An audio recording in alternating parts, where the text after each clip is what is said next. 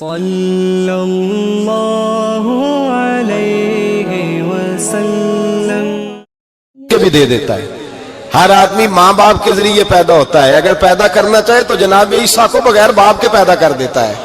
اگر پیدا کرنا چاہے تو حضرت آدم کو بغیر ماں اور باپ کے پیدا کر دیتا ہے. جب یقین رکھے, یقین, قرآن مجید پڑھیے. حضرت موسیٰ علیہ السلام فرعون کے دربار میں کھڑے ہیں, چاروں جانب دشمن ہی دشمن ہے. جادوگر آ گئے, انہوں نے سانپ چھوڑے. حضرت موسیٰ کے ہاتھ میں ڈنڈا تھا. حضرت موسیٰ کہتے ہیں یا اللہ کیا کروں؟ تو اللہ تعالیٰ نے فرمایا اپنا عصا پھینک دو.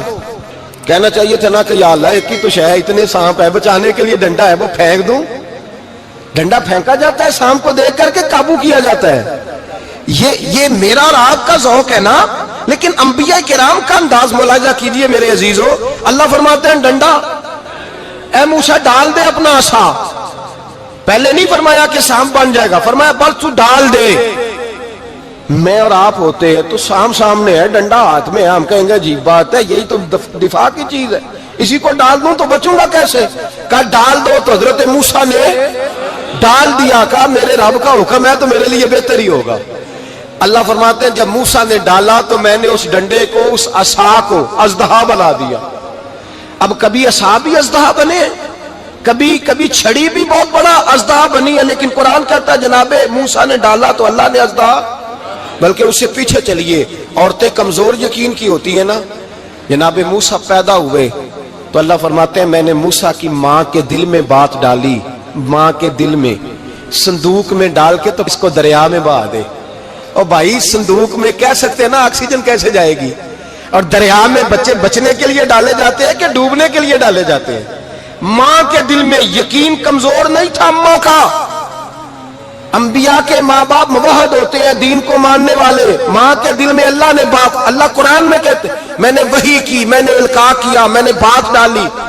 حضرت موسیٰ کی ماں کہتی ہے میں نے ڈال کے نا سمندر میں بیٹا, میں نے سمندر میں بیٹا ڈال کے صندوق میں بند کر کے رب کے حوالے کیا.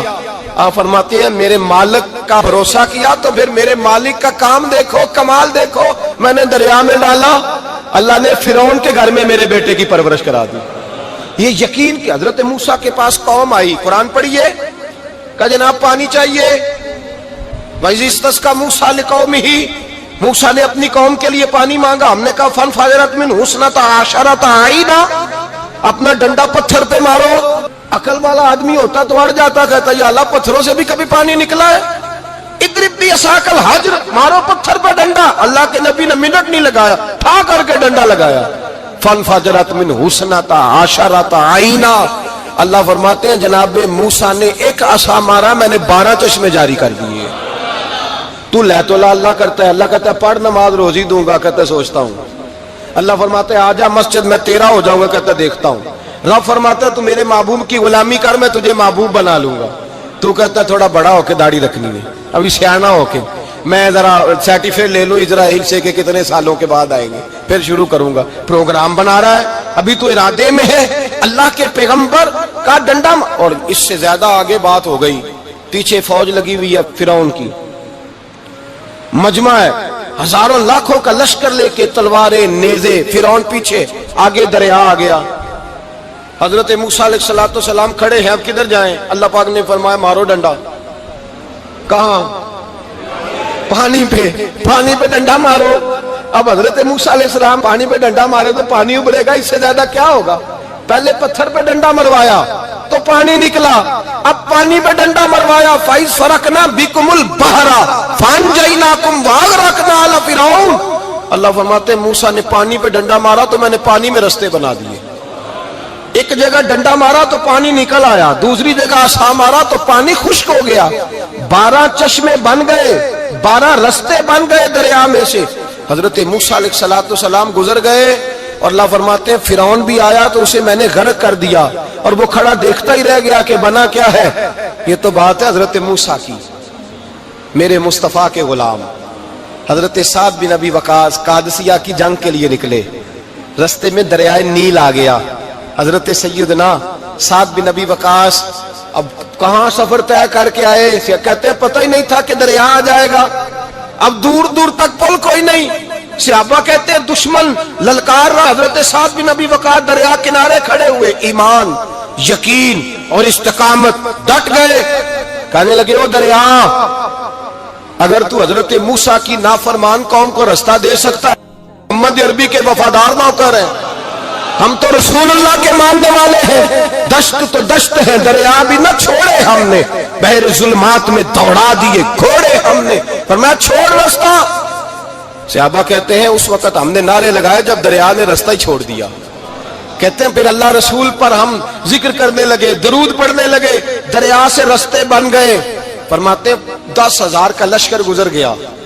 اس پار جب گیا نا تو حضرت سعد بن ابی وقاص نے پھر مجمع پہ نظر ڈالی. فرمایا کسی کی کچھ ہے تو نہیں رہ گئی پانی میں, کوئی دریا میں چیز تو نہیں رہ گئی. ایک صحابی کہنے لگے میرا مٹی کا پیالہ رہ گیا ہے.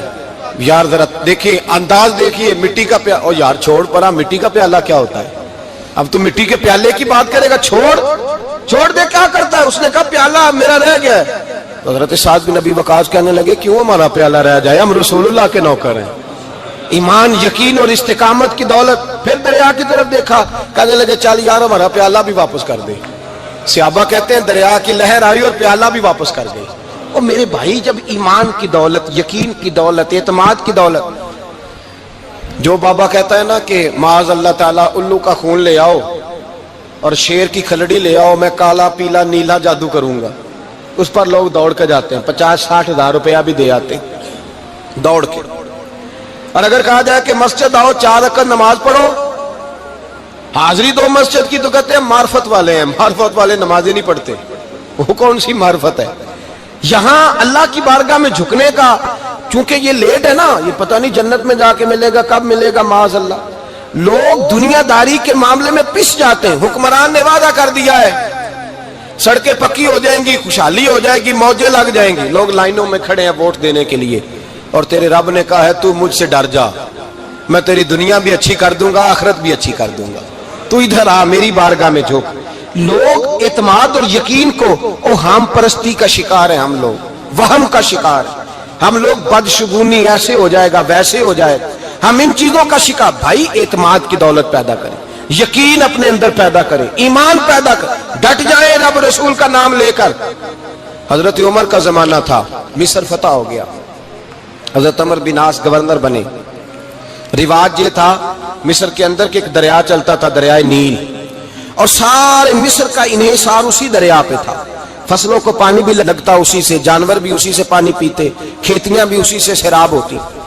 سال کے بعد وہ دریا خشک ہو جاتا تھا, سال کے بعد وہ دریا خشک ہوتا, اور جب خشک ہوتا نا تو ایک کواری لڑکی قتل کر کے دریا میں ڈالتے, پھر وہ دریا چلتا. آج بھی بہت ساری جگہوں پہ اوہام پرستی ہے, کہتے ہیں ہمارے آستانے کا طریقہ ہے. میں نے کہا آستانے کا, اس آستانے کا طریقہ ہوتا ہے جس آستانے کا تعلق در مصطفیٰ سے ہوتا ہے. باقی کسی آستانے کا اپنا کوئی ذاتی طریقہ نہیں. طریقہ وہ جو میرے نبی پاک کا طریقہ ہے, اس سے ہٹ کر کون سا طریقہ ہے؟ ہمارے آستانے کا طریقہ ہے, ہماری یہ رسم ہے, ہمارا یہ رواج ہے. اٹھا کے بھاگ جاؤ رسم و رواج. ہمارے رسم و رواج رسول اللہ کی سنت کے پابند ہے. سارے بولیے صلی اللہ ہو, پھر ایک دفعہ پڑھیے درود شریف صلی اللہ ہو, 3 دفعہ کر لیں تاکہ طاقت عاد ہو جائے. صلی اللہ ہو, نبی پاک صلی اللہ علیہ وسلم کا طریقہ اصل طریقہ ہے. حضرت عمر فاروق کو جناب عمر بن عاص, اور کہتے ہیں کہ پکا طریقہ یہ تھا کہ جب تک لڑکی قتل کر کے ڈالتے نہیں تھے دریا چلتا نہیں تھا.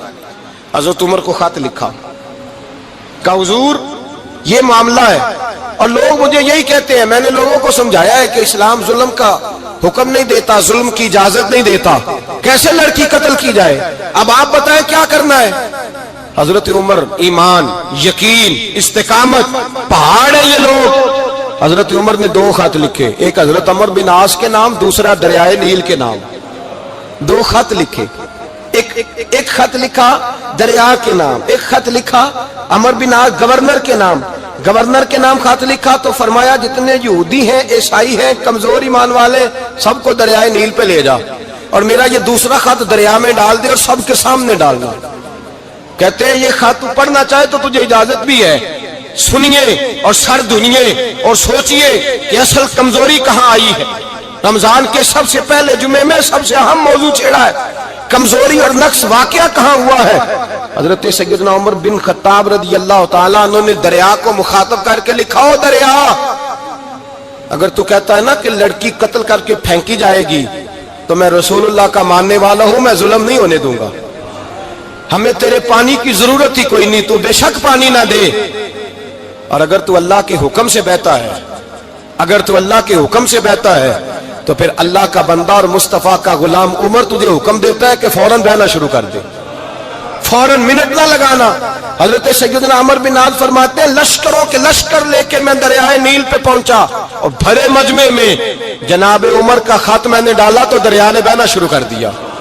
فرماتے ہیں دریا بہنے لگا اور غیر مسلم کلمہ پڑھنا شروع ہو گئے، لوگ مجھے کہنے لگے کیا دکھایا ہے جو کلمہ پڑھ رہے ہیں؟ تو میں نے کہا دکھایا کچھ بھی نہیں، یہ حضرت عمر کے ایمان کی قوت کی برکت ہے کہ بہت سارے لوگوں نے کلمہ پڑھنا شروع کر دیا، یہ ایمان کی قوت۔ ڈرا ہوا مسلمان، سہما ہوا مسلمان، یہ کبھی امریکہ کے پیچھے بھاگتا ہے، کبھی یورپ کے پیچھے بھاگتا ہے، کبھی ادھر جاتا ہے، کبھی ادھر جاتا ہے۔ اپنی دنیا آپ پیدا کر اگر زندوں میں ہے، سر آدم ہے، ضمیر کن فقہ ہے زندگی۔ جب ایمان کی طاقت پیدا ہوتی ہے، جب قوت پیدا ہوتی ہے، پھر انسان کے اخلاق سمر جاتے ہیں، پھر اس کا نظریہ سیدھا اللہ رسول کی ذات پر جا کے کھڑا ہوتا ہے۔ جنہیں آزمایا گیا تھا حضرت ابو بصیر رضی اللہ تعالیٰ، ہمیں تو تھوڑا سا جھٹکا لگ جائے نا مذہب کا، تھوڑا سا لوگ دین کی طرف آتے ہیں، اس میں نا تھوڑی تکلیف ہے۔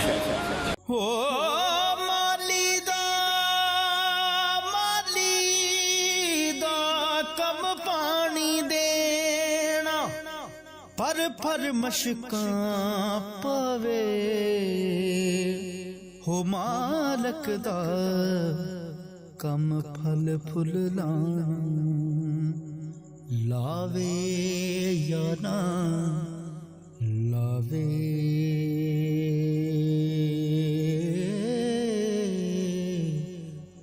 صحیح بخاری کی حدیث، اس میں تکلیف ہے، سچ کہہ رہا ہوں، صحیح بخاری کی حدیث ہے۔ ایک صحابی نے کہا تو حضور میں آپ سے پیار کرتا ہوں، نبی پاک نے فرمایا اچھی طرح سوچ لے، سوڑیا نہیں پیار ہے، فرمایا چل پھر سوچ لے، حضور بڑا پیار، میں سوچ لے، کہا محبوبہ بڑا پیار ہے، نبی پاک نے فرمایا پھر تیاری کر لے، جس طرح گہری جگہ پہ پانی تیزی سے آتا ہے تیری طرف مشکلات بھی تیزی سے آئیں گی، تیزی سے۔ یہ شہادت گاہ الفت میں قدم رکھنا، لوگ آسان سمجھتے ہیں مسلمان ہونا، ذرا اچھی طرح سوچ لے، جو مجھ سے محبت کا دعویٰ کرے گا اسے تکلیف ہے، بولو اسے تکلیف ہے، یہ پکی بات۔ جو محبت میں مخلص ہو وہ دیکھ لے میں آزمائش میں کتنا ہوں۔ تو اگر کوئی کہتا ہے نہیں مذہب میں جائیں گے تو موجیں لگ جائیں گی، تو یہ بات درست نہیں ہے، یہ تو بڑا مشکل کام ہے، یہ تو اس سے پوچھو نا جو اس منصب پہ ہے، یہ کٹھن مرحلہ ہے، کٹھن، یہ شہادت کا ہے الفت میں قدم رکھنا۔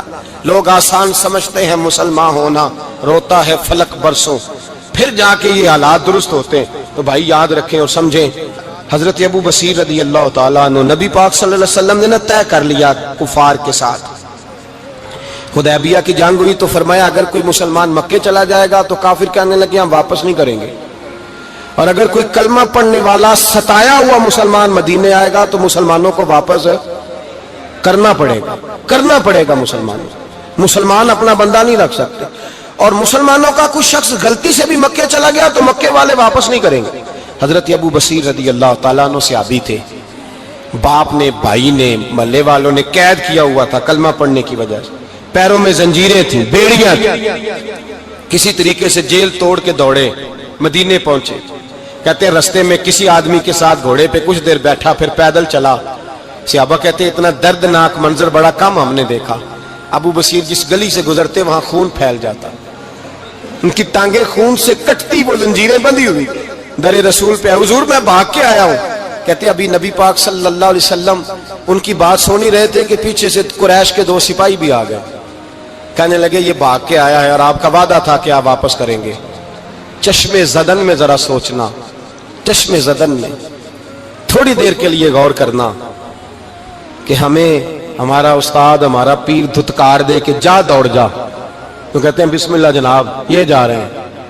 ایمان کی پختگی دیکھیں، اس نے تو ہمیں نکال ہی دیا جی، وہ کیسا بندہ ہے، یہاں تو کسی کے یہاں کوئی فاتحہ پڑھنے نہ جائے تو لوگ بگڑ جاتے ہیں، کہتے ہیں اس نے سلام نہیں لی، فاتحہ نہیں پڑھی، بس ختم، اس کو احساس ہی نہیں۔ حضرت سیدنا ابو بصیر سامنے کھڑے، سامنے دو سپاہی آ گئے، ذرا دیکھیے ایمان کی پختگی، ایمان، یقین اور استقامت۔ امام بہقی نے دلائل کے اندر لکھا ہے، فرماتے ہیں نبی کریم صلی اللہ علیہ وسلم نے ان کی طرف دیکھا تو حضور کی مقدس آنکھیں آنسوؤں سے بھر گئیں۔ حضور نے فرمایا ابو بصیر تیری تکلیف مجھے نظر آ رہی ہے، پر میں نے وعدہ کیا ہوا ہے، میں نے وعدہ، بھئی یہاں ڈٹ کے رہنا بڑا مشکل ہے، یہاں قائم رہنا بڑا کٹھن مرحلہ ہے، یہاں آزمائش کے موقع پر دین پر انہوں نے تو رکھا ہی نہیں، لوگ تانے دیتے ہیں، باتیں کرتے ہیں، رکھا ہی نہیں، تو پھر ان کا بنتا ہے۔ حضور نے فرمایا تجھے جانا پڑے گا۔ صحابہ کہتے ہیں پورے مدینے میں ایسے تھا جیسے سوگ کا سما ہو۔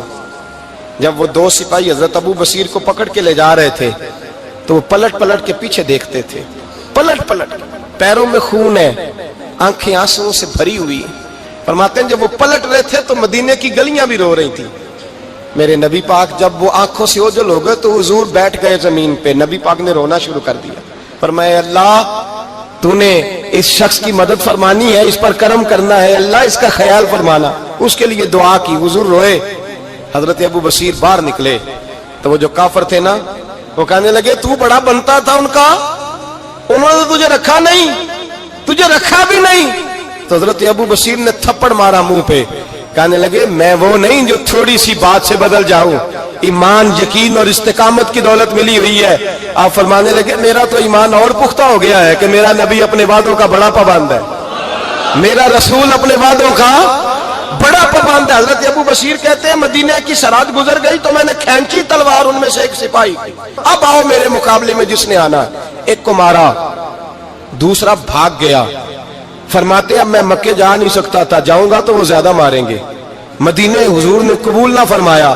فرماتے ایک جنگل میں جا کے العیس نام کی ایک بستی تھی، وہاں ڈیرا لگا لیا، دریا کے کنارے، پانی پی لیتا، پتے کھا لیتا، تن تندور ہڈاں دا بالن تے اسی ہاواں نال تپایا، کپ کپ مکیاں پیڑے کیتے تے اتوں صبر پلیتھن لایا، تن دی ہانڈی تے من دا سالن اتے لون صبر دا پایا۔